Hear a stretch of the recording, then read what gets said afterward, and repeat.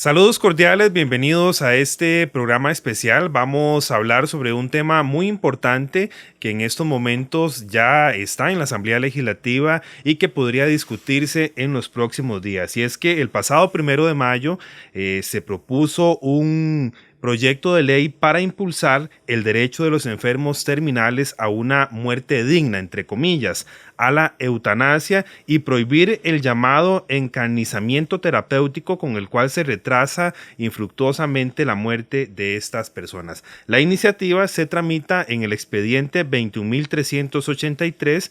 El proyecto se llama Ley sobre Muerte Digna y Eutanasia. Lo propuso la diputada oficialista Paola Vega Rodríguez. Este proyecto de ley rescata una propuesta del 2014 que había sido presentada por los entonces diputados liberacionistas Antonio Álvarez de Sante y Carlos Manuel Arguedas. Esta iniciativa fue archivada en el 2016 y nuevamente viene a la palestra política y también a la palestra social para poder ser discutida. Esta mañana me acompaña el padre Jorge Pacheco, quien es especialista en moral y nos va a hablar un poco sobre toda la génesis que tiene la eutanasia y también cómo se ha tratado en otros países a nivel mundial. Padre, bienvenido, muchas gracias por acompañarnos. Muchas gracias, igualmente, gracias por la invitación y saludo a todos los que nos escuchan. Sí, sin duda alguna, padre, un tema que nuevamente viene, ¿verdad? Es complejo. Estos temas, parte que es de un poco de la política o la agenda mundial, ¿verdad? Un país detrás de otro, porque ser moderno hoy pues es un poco detrás de estas caravanas, que yo no sé si eso es modernidad o retroceso, pero en todo caso es lo que va por ahí. Temas muy cuidadosos porque en esto sobre todo no tenemos que perder de vista que detrás de cada problema, enfermedad, etcétera, hay personas concretas, ¿verdad? Que sufren esto, que sufren, pero el asunto es cómo nos vamos a ir acercando a esta cuestión. Y la eutanasia es uno de estos problemas muy complicados, ¿verdad? Porque entran demasiadas subjetividades, ¿verdad? El propio dolor, el propio sufrimiento, la muerte, el cómo me acerco a estas cosas. Y no solo el enfermo, sino que es todo el entorno, ¿verdad? Todo el entorno familia, que está ahí, la familia, la sociedad, el Estado, la caja del seguro, gastando dinero, en fin, es un montón de cosas. Entonces esto es complejo acercarnos. ¿Cómo definimos términos? ¿Qué entiendo cuando entiendo dignidad? ¿Qué entiendo cuando entiendo muerte? La misma palabra eutanasia ha perdido completamente su sentido originario. Parece que la primera vez que aparece la palabra la usó Suetonio, el historiador romano, cuando escribió aquel libro de La vida de los 12 Césares. Y entonces, hablando del emperador Augusto, dice que cuando a Augusto le decían que alguien había muerto, por ejemplo, así rápido, de un infarto, de una muerte, que amaneció muerto, Augusto decía que a él le gustaría ese tipo de eutanasia. Es la primera vez, y aparece en griego, en el original latino incluso. Si él acuñó la palabra o no es lo que no se sabe. Significa que esa muerte agradable, esa muerte buena, esa muerte dulce. ¿A qué se refiere? No a lo que hoy entendemos, sino a morir tranquilos. A esa muerte que a veces en el ámbito católico se decía, ay, murió como un santo, ¿verdad? Dormido se murió. Esa sería propiamente la eutanasia en el sentido original. Morir completamente en paz. Ni enfermo ni nada. Con el paso del tiempo, pues ha ido cambiando un poco. Más adelante aquel filósofo inglés, Roger Bacon, hablando a los médicos, él decía que los médicos deben procurar elementos de eutanasia para los enfermos, que mueran bien. Claro, imagínense en varios siglos atrás, cómo moría la gente, no había montones de medicamentos que tenemos hoy, no había cómo aliviar el dolor, a veces la gente moría en medio de dolores espantosos. Sí, entonces claro. Él dice, los médicos deben ayudar a aliviar, no a quitar la vida, sino a hacer más fácil el morir. Y ha ido perdiendo la palabra ese sentido, ¿verdad? Precisamente yo leía un artículo de él ayer para prepararme para esta entrevista. Ajá. Y hablaba de eso, ¿verdad? De que los médicos lo que tienen que hacer es aliviar, ayudar para aliviar, porque incluso se hablaba, padre, de que había personas que no querían que le pusieran morfina porque esto era adictivo, y lo que se usa es un 1% de la población mundial es adicta a la morfina, ¿verdad? Entonces es muy poco, pero precisamente es este punto donde los médicos lo que tienen que ayudar es a aliviar, no a liquidar. Aliviar, no a liquidar. Es que ahí es donde está el punto. Eutanasia en el sentido original significa esto: morir bien, morir tranquilo, morir en paz. Luego la palabra evoluciona un poco y ya con Bacon lo que va a proponer es, claro, que el médico ayude. ¿Cómo? Que piensen, que busquen para tener modos en los cuales ya no haya dolor.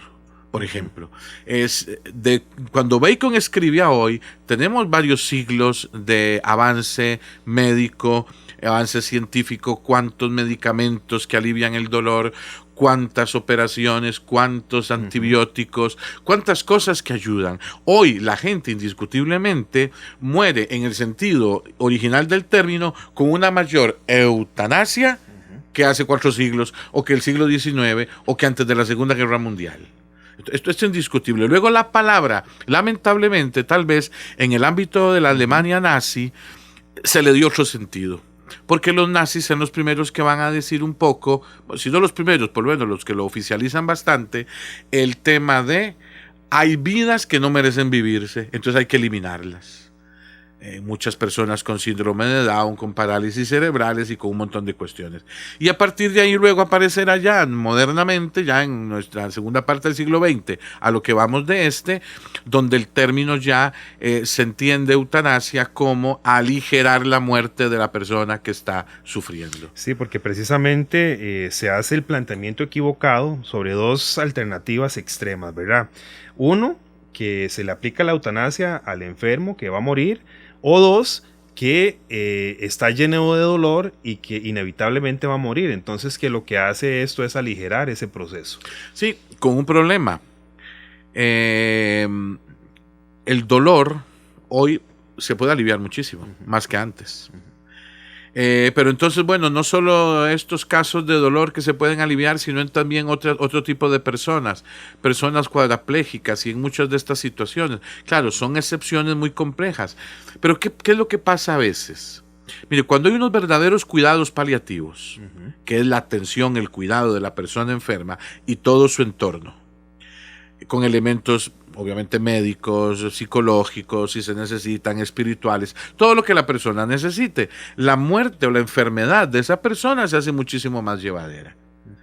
Y casi nadie reclama en esos casos la eutanasia en el sentido de que me quiten la vida, sino que más bien la persona va tranquila haciendo todo ese proceso de morir. Es que hay otra cosa aquí también que no debemos perder de vista, incluso como creyentes: el morir. El morir es un acto de la vida. Morir no es un acto ajeno a la vida, es un acto de nuestra vida. Todos nos vamos a morir un día y tenemos que ir adquiriendo el grado de conciencia de saber que vamos a morir. Entonces, ¿cómo me voy a enfrentar con mi muerte? ¿Cómo voy a morir? ¿Ves? Entonces hay muchas cosas que hay que pensar aquí y no simplemente que absolutizar algún tipo de término, porque si caemos en una conversación, en una discusión meramente emotiva, nos ponemos a llorar y nos quedamos pegando un tiro todos, ¿va? Sí, padre, porque precisamente se habla en el proyecto y también de las personas que lo promueven, este tipo de muerte, de un derecho a morir. Entonces, cuando hablamos de un derecho a morir, estamos hablando como un derecho a la vida. ¿Qué contradicciones hay en esto? Es muy complejo porque parece que el absoluto es la persona. Y la persona es un ser que vive, pero que sabe que también va a morir. Entonces, si por derecho a morir lo que puedo entender es una especie de suicidio asistido, es muy complicado. Porque a veces así se ha entendido el tema de la eutanasia. Ahora bien, no es eso lo que se entiende, sino que ante el dolor de una persona, ante el sacrificio, ante las situaciones tan complicadas, ayudémosle a aliviar. Y entonces le ayudamos a morir. ¿Será eso realmente lo que la persona está necesitando? ¿Será eso lo que verdaderamente la persona necesita y quiere? ¿O lo que la persona quiere y necesita es algo más? O sea, el peligro con todo esto es que ¿a dónde se va a encaminar la sociedad? Una sociedad que legaliza elementos de muerte, es una sociedad donde el elemento del respeto de la vida se va a disminuir muchísimo. Entonces, ¿hacia dónde nos vamos a encaminar? ¿Qué va a pasar mañana? Ante cualquier cosa, encuentro como una salida fácil esta que llaman eutanasia. Sí hay que evitar una cuestión, el ensañamiento terapéutico. Sí. Obviamente hay que evitarlo, porque eso no es digno del ser humano. Esa sería la que llamaría distanasia. Alargar y alargar y pretender alargar la muerte tanto. Pero está la otra posibilidad, la ortotanasia, que es que la cuestión recta, ayudar al enfermo en todo su proceso y que la muerte acontezca naturalmente cuando tenga que acontecer, y no matar a la persona exactamente, antes. Porque aquí casi que quedaría a criterio de un médico, decir, no, ya desconectémoslo de esta máquina porque definitivamente no va... De un médico, la ley plantea algo un poquito más complejo. Dice, bueno, que todos hagan un... testamento, un testamento vital, sí, donde yo apunto si quiero que me apliquen la eutanasia o no. Y si alguien no lo hizo, ante un notario y todo, sí, tiene que imagínense cómo hace mucha gente, cómo hace un país donde o un papelito lo apunto, una hojita, no sería válido, ¿verdad? Entonces, ¿qué hago? O si no lo hice, que otros pueden tomar la determinación por mí. Esto es pasar por encima de todo derecho a la persona. O sea, hay derecho a la vida. La muerte llegará. La muerte no es un derecho. Simplemente la muerte llegará. Claro, es que aquí el problema, ¿cuál sería? ¿O qué me parece a mí que es un problema que hay aquí detrás de todo esto? Es un problema filosófico. Es un problema filosófico. ¿Qué entiendo por vivir? ¿Qué entiendo por vida? ¿Qué entiendo por muerte? ¿Qué entiendo por morir? ¿Qué significa para mí la vida? ¿Qué es la dignidad? ¿Qué es una vida digna? El principio de autonomía también. El principio, ahorita vamos con eso, que es un tema interesante también. Por ejemplo, dignidad. ¿Cuál es la dignidad? ¿Qué es la dignidad? Es un término muy equívoco. No es lo mismo la dignidad de la reina de Inglaterra que la dignidad de alguna persona viviendo aquí en una barriada de miseria. Y los dos están enfermos. ¿Cuál es la dignidad? ¿Cuál dignidad?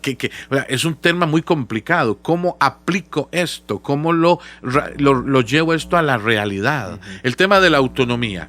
Autonomía absoluta. Nadie es absolutamente autónomo. Todos necesitamos de todos. Hasta las cosas más simples, la ropa que andamos puesta, la andamos puesta ¿por qué? Porque alguien más la hizo, uno no la hizo.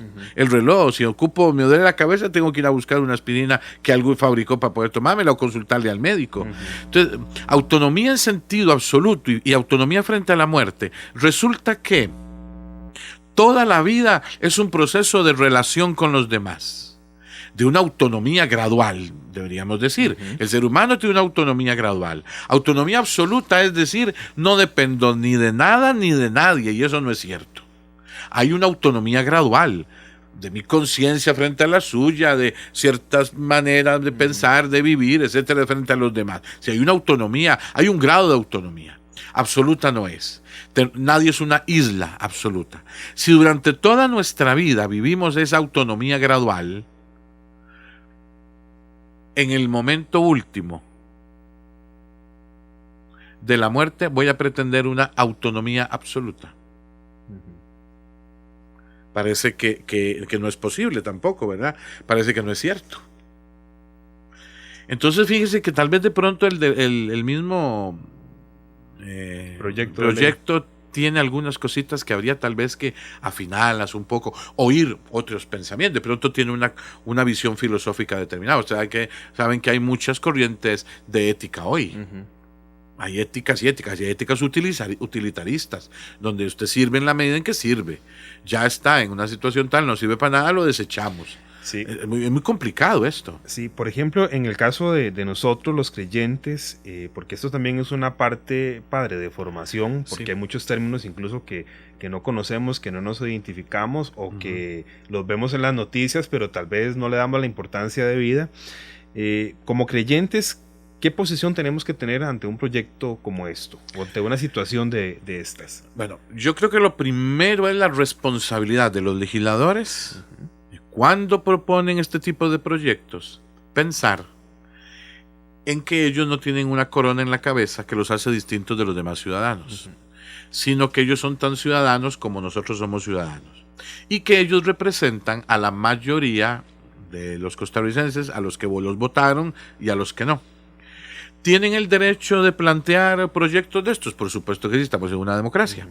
Pero también creo que existe también el derecho de escuchar la opinión de los demás, sea religiosa, sea opinión ética, moral, filosófica, científica, para tratar de, cuando se propone un proyecto, en el que no necesariamente tenga que estar uno de acuerdo, el proyecto sea lo mejor que se pueda. ¿El Estado puede gobernar siempre de manera óptima? No, no puede siempre. ¿Tiene que intentar hacerlo mejor? Sí, tiene que intentarlo mejor.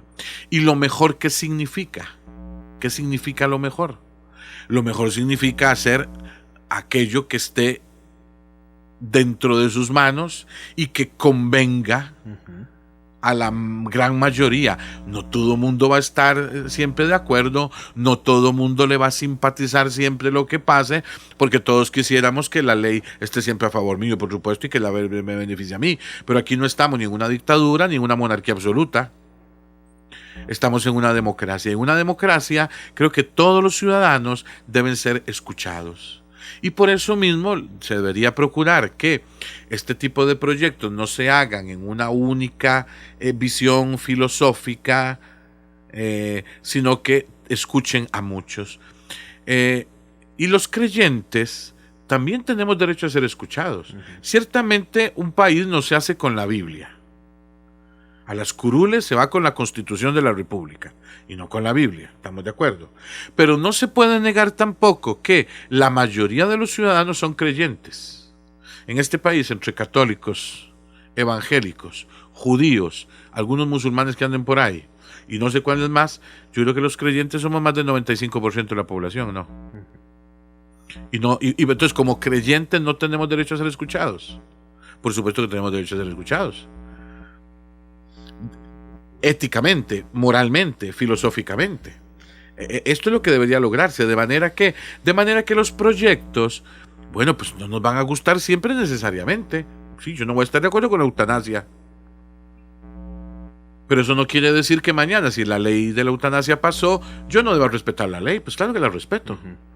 Pero mientras tanto pueda opinar, mientras tanto pueda decir que me opongo, es mi derecho de ciudadano en hacerlo también. Entonces, cuando estas cosas se hacen, me parece que los legisladores deben escuchar un poco más a todos. Este país se hizo escuchando a la gente. Este país se hizo tratando de ponernos de acuerdo, aunque no siempre estuvimos de acuerdo en todo, ¿verdad? Ni todos estuvimos de acuerdo siempre con todo, pero es parte del camino que tiene que hacerse, ¿verdad? Sí, lo que pasa con un proyecto como estos, padres, es que se vende a la idea de que para que la persona no sufra mucho, entonces cuentan testimonios de gente que ha pasado en agonía 2, 3 años y no se moría, ¿verdad? Sí. Entonces que no pasen este tipo de situaciones, que mejor se acelere el proceso. Son casos muy dolorosos, casos concretos, pero también podemos hablar de muchos otros casos que con grandes agonías también la gente estaba bien cuidada, bien atendida y estaban tranquilos y llevaron su enfermedad adelante y lograron superar una buena parte del problema. Yo creo que para un lado y para otro vamos a encontrar montones de testimonios.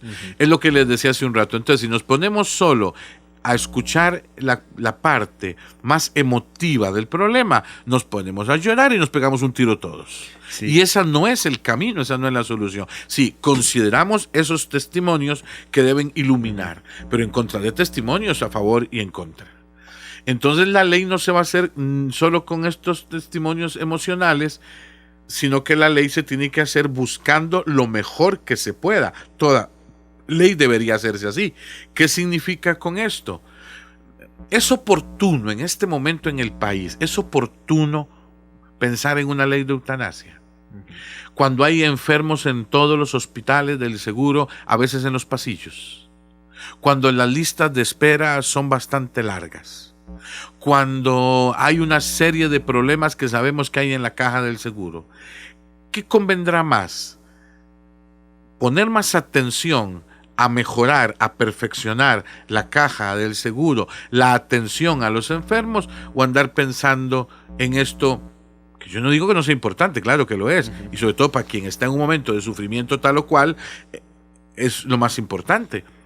Pero a lo mejor evitaríamos llegar a esos momentos de dolor si aligeramos un poco todo el otro trámite que viene atrás, ¿verdad? Sí, bien, es que sin duda alguna especialistas en cuidados paliativos están en contra de esta iniciativa. Se habla incluso que ética y moralmente pues no estaría bien, tomando en cuenta un poco la idiosincrasia que nos caracteriza como costarricenses.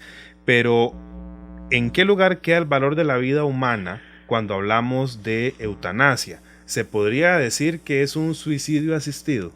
No necesariamente, no necesariamente. No siempre eutanasia va a ser suicidio asistido, sobre todo depende. Es que frente a la eutanasia hay una cuestión muy compleja que es el elemento subjetivo de la persona, o sea, la intencionalidad. ¿Con qué intención te doy este medicamento? ¿Con la intención de matarte o con la intención de aliviarte el dolor? O a veces, aliviándote el dolor, vas muriendo más rápido. Entonces, aquí hay unas distinciones muy complicadas, muy delicadas, porque el tema de la eutanasia es mucho de la intención que voy a tener. ¿Con qué intención te cuido, te dejo de cuidar? ¿Con qué intención te doy esto o te doy lo otro? ¿Qué es lo que en el fondo yo quiero? ¿Con qué intención yo pido como enfermo esto o aquello? Entonces es lo primero que habría que contemplar aquí, la intencionalidad que se puede tener a la hora de enfrentarse uno a este problema.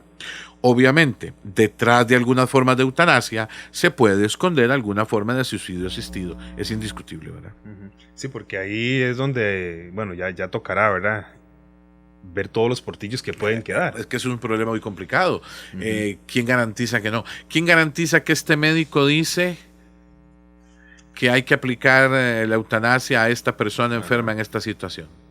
Ya firmó el testamento y la familia está de acuerdo con que manden a la abuela al paraíso celestial. ¿Y el médico se puede prestar para eso? ¿O el abogado o el quien sea se puede prestar para eso? De ahí. Estas cosas pasan, desde que somos humanos puede pasar. Sí, también tenemos obviamente todos los extremos, ¿verdad, sí, padre? Claro. Porque hay familias donde ocultan que usted, digamos, a usted le dijeron que tiene un cáncer y la familia no quiere que usted se dé cuenta. Sí. Entonces los pronósticos se ocultan, los tratamientos se los toma, pero no sabe para qué se está tomando. ¿Verdad? Entonces, como todos los extremos que hay que por cuidar. eso hay que educar mucho, la gente tiene que educarse mucho en los derechos del enfermo, en que se le explique bien qué es lo que tiene, qué es lo que padece, cuáles son las posibilidades, las alternativas, etcétera. El derecho de la persona enferma a saber que va a morir. Es que es lo más importante que vamos a hacer. Es un acto de mi existencia, morirme. Entonces yo debería estar consciente de que me va a pasar. A veces cruzan la calle y lo mató el carro irresponsablemente, igual se murieron. Igual se van a morir de cáncer dentro de 2 años o 5. O les cae un meteorito en la cabeza. Entonces, o sea, hay que ver un poco por dónde van manejándose las cosas. Porque en esto hay muchas subjetividades. Y por eso mismo hay que manejarlo con muchísimo cuidado. ¿Por qué? Porque el peligro es a dónde se puede llegar rebajando el nivel moral de la sociedad en relación del respeto de la vida. Somos más modernos porque matamos más a la gente.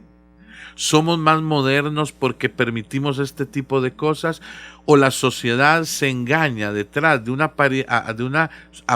aparente modernidad cuando en realidad lo que hay es un retroceso a los siglos más primitivos. ¿Verdad? Esto es muy complejo. Sí, padre, bueno, y se han dado casos en Estados Unidos donde incluso la eutanasia se ha utilizado para cobrar pólizas, ¿verdad? Claro. Seguros, para cobrar ahorros que ha dejado tal vez la persona que... Por eso yo les digo a la gente medio en serio, medio en broma, no firmen testamentos si les sospechan que les van a aplicar la eutanasia, ¿va? Y sí, porque se puede prestar para muchas cosas. No, y hay testimonios, sí, ¿verdad? Desde que los seres humanos somos seres humanos, casi cualquier cosa nos podemos animar a hacer. ¿Quién de nosotros está privado de no hacer un montón de tonterías? María Santísima nada más. Después de ahí, todos seríamos capaces de cualquier tontería. La cosa es que nos lo propongamos o que nos echen el impulso para hacerlo. Sí, este proyecto también, padre, propone garantizar el derecho de cualquier ser humano a rechazar voluntariamente aquellos tratamientos que le prolonguen innecesariamente la vida. Yo creo que eso no se necesita una ley para tenerlo. Si usted no se quiere tomar un tratamiento, no se lo toma. No se lo toma. No, y es el derecho del paciente de distinguir cuáles son esos tratamientos, tratamientos muy onerosos, tratamientos experimentales, tratamientos que no van a nada, etcétera. Eso sería parte del ensañamiento terapéutico. Que uno consulta a un médico, consulta a otro, mire, esto me sirve, no, eso no sirve de nada y puedo renunciar, ¿verdad?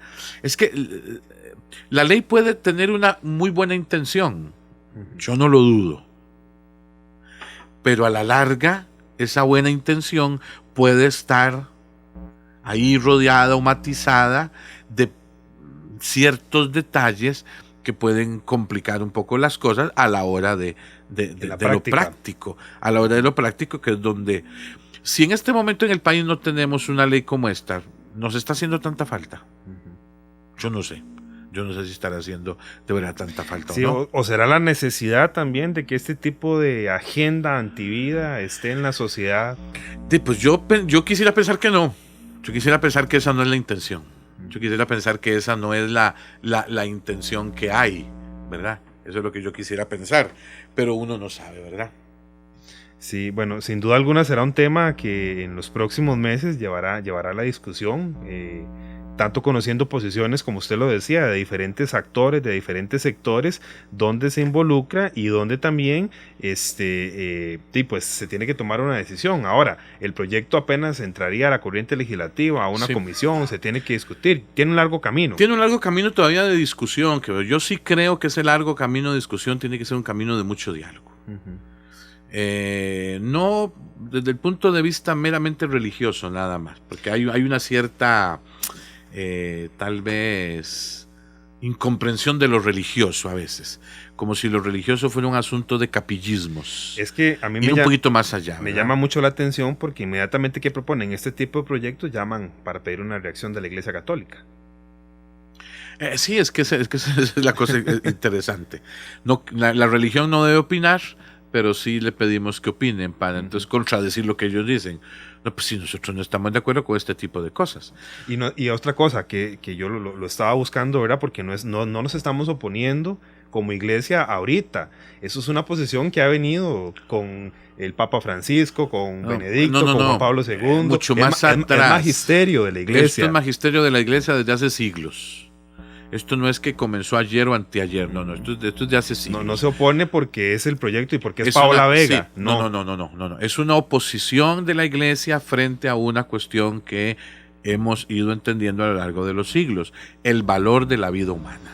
Sí, ese es el tema que está de fondo, como detrás del aborto, en sus múltiples formas y facetas, como detrás de todo tipo de abortivo, etcétera, etcétera. O sea, lo que está aquí detrás es el valor de la vida humana, que en la iglesia hemos ido aprendiéndolo también a lo largo de los siglos. Hubo épocas en que tal vez no respetamos mucho esto, y hoy lo entendemos como un rasgo prioritario y esencial. ¿Por qué? Porque también la iglesia, como institución humana que es, que camina en la historia con los seres humanos, pues ha tenido grandes aciertos y algunos desaciertos en algunas cosas también. Y el mismo habernos equivocado en otros tiempos nos ayuda hoy a ver un poco por dónde deberían ir las cosas. ¿Para qué? Para evitar. Hay una cosa que a veces se olvida, eso pues no sé cómo lo interpretar, cada quien lo interprete como quiera, pero yo pienso una cosa: nosotros como institución, la iglesia, no la jerarquía, la institución, desde el Papa al último de los bautizados, la iglesia institución, la iglesia cuerpo de Cristo, para ponerlo todavía más teológico, tiene 2000 años de estar caminando en este planeta. Cuando todavía muchos estados no existían, muchas situaciones no existían, y la iglesia ha ido caminando. Y de sus mismos errores y de sus mismos aciertos, la iglesia ha aprendido muchas cosas. Cuando la iglesia lo propone, no que lo quiere imponer, del Concilio Vaticano II para acá, hemos entendido que la iglesia no impone, propone, ilumina, principalmente a los católicos, y luego a quien quiere escuchar. proponemos. ¿Por qué? Porque la experiencia de los siglos nos ha hecho ver que si caminamos, seguimos por ese camino, vamos para tal parte. Si seguimos por este otro camino, vamos para aquella otra. Entonces, no es imponerle a nadie un criterio. La iglesia no puede hablar o no debería, y cuando lo hace, ella se está equivocando en el modo en que lo está haciendo, no en lo que está diciendo. Eso habría que distinguirlo, ¿verdad? Cuando tenemos una manera de hablar que puede ser interpretada como impositiva, o lo es, que yo digo porque sí, me puedo estar equivocado en el modo, debo ir un poco más atrás. ¿Lo que está diciendo es verdad o no es verdad? Y si lo que está diciendo es verdad, lo que tenemos que distinguir es entonces entre lo que digo y cómo lo digo, o lo que dice y cómo lo dice. Sí, ahorita que usted hablaba del Concilio Vaticano II, ahí precisamente vienen 2 artículos donde se trata este tema de la donde eutanasia. se trata de la eutanasia, sí, claro. Sí, a la gente le gusta mucho pues las palabras, ¿verdad? Que brotan de la jerarquía, que brotan en este caso, por ejemplo, de los pontífices. El Papa Francisco habla de que la vida es un don del amor de Dios. Para reflexionar también sobre la importancia que tiene la vida desde la concepción hasta su muerte natural. Es que para nosotros, desde el ámbito de la fe, la vida no es simplemente un cúmulo de órganos y funciones biológicos que frente a lo inerte están vivos. O sea, la vida para nosotros no es el elemento meramente biológico. Es algo muchísimo más, que comporta y supone lo biológico, obviamente, porque sin esta vida no hay... pero para nosotros la vida se escribe un poco más en mayúscula. Es esa relación con Dios, es esa capacidad de encontrarnos como la vida como el don que Dios nos ha dado. Esta vida que empezamos a tener en un momento determinado, que se prolonga, pero que luego, estamos en Pascua, que luego, después de la muerte, supone resurrección.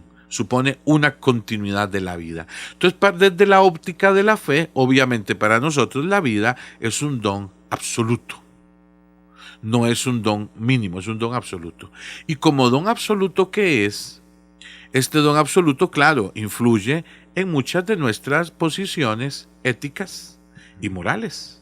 Porque no podemos pretender una vida o la vida sin las consideraciones éticas y morales que están detrás de todo esto.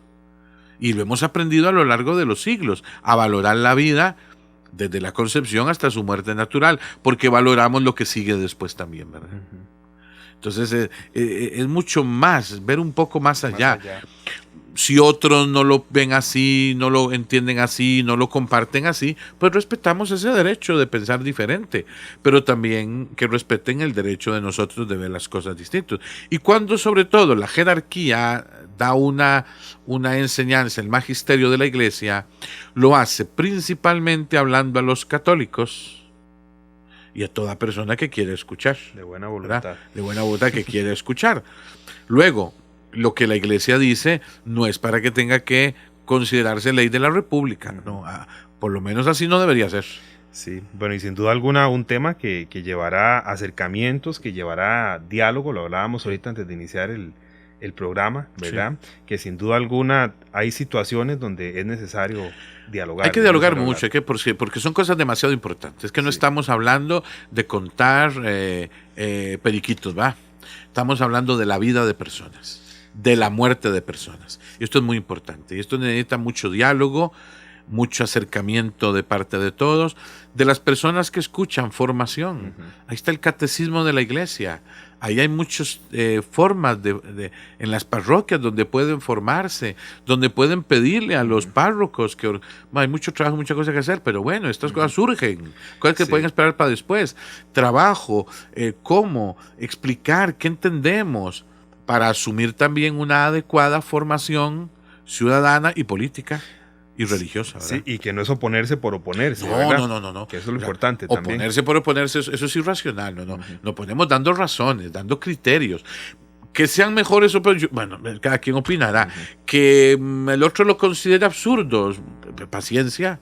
Es parte de también el derecho que tenemos de opinar. Porque una democracia se supone que es eso. Sí, La opinión de todos debe ser escuchada. Ajá, y lo que llegan a veces, padres, son influencias también de otros países donde nos comparamos y entonces la respuesta es estamos atrasados. Sí, porque ya otros países avanzaron en eso y nosotros no. El problema es que es la modernidad. La modernidad. ¿Qué es ser moderno? ¿Qué es ser moderno? En Esparta, a los chiquillos que nacían defectuosos los tiraban en un barranco, ¿verdad? Porque no les servían para el ejército. Los aborígenes de Australia, a los defectuosos los cuidaban más, ¿verdad? Entonces, en el mundo hemos tenido muchos ejemplos. La historia nos tiene que ayudar a entender lo que hemos hecho en otros tiempos para hoy tratar de comprendernos. Hace 100 y pico de años los negros no eran considerados seres humanos, ¿verdad? Hace 70 años los judíos no eran considerados seres plenos, eran considerados seres vivos, pero no personas. Estas leyes, ¿frente a qué nos van poniendo? Tenemos que tener cuidado de ver las cosas. Los errores de ayer son para no repetirlos mañana, para aprender. Y hemos visto en muchos casos que más bien las cosas se devuelven, ¿verdad? Sí, al inicio. Exactamente, que no avanzamos, retrocedemos. ¿Qué es el progreso? Hay muchas cosas de hoy donde tenemos que preocuparnos de... Hace falta mucho trabajo en este país. Demasiados empleos hacen falta. Un 12% tenemos de desempleo, la tasa más alta en la historia. Hace mucha falta, muchas fuentes de trabajo y mucha legislación para mucho de esto, y hay cosas que yo no sé si son tan urgentes. ¿Verdad? Eso es mi opinión de ciudadano, que creo que tengo derecho a opinar, ¿verdad? El día que nos quiten el derecho de opinar, estamos fritos. Estamos fregados, exactamente. Así es. Padre, verdad que le agradezco muchísimo. No, con mucho gusto para servirles. En este programa especial. Si algo aclara un poco, ilumina o no, y si confunde, pues hay que seguir estudiando. No, pero por supuesto, yo creo que es importante también de una persona como usted que está preparada y que tiene la formación para poder hablar de estos temas, también nos nutra a nosotros, ¿verdad? Como católicos, y que podamos, lo decíamos ahorita, tener un criterio a la hora de hablar y no hablar por hablar. Y no hablar por hablar, así es. Muchas gracias, padre. Con mucho gusto para servirles, hasta luego. Sí.